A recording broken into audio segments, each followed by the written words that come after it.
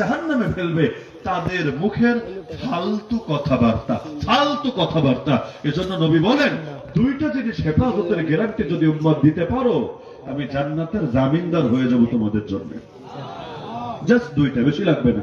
মা ইয়াদমান লি মা বাইনা লাহিয়াইহি ওয়া মা বাইনা রিজলাইহি আদমান লাহুল জান্নাহ।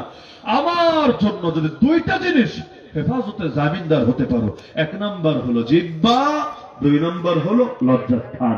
এক নাম্বার হলো জিহ্বা, যেটা দুই চোয়ালের মাঝে আছে, আর দুই নাম্বার লজ্জাস্থান, যেটা দুই পায়ের মাঝে আছে।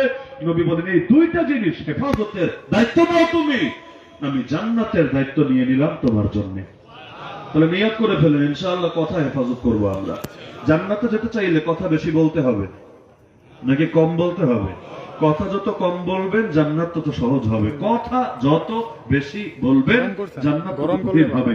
এখন থেকে চেষ্টা করবেন কথা বললে যাতে হয়তো সেটা কোন প্রয়োজনের কথা, না হলে দ্বীনি কথা, হয়তো কোনো প্রয়োজন খাওয়া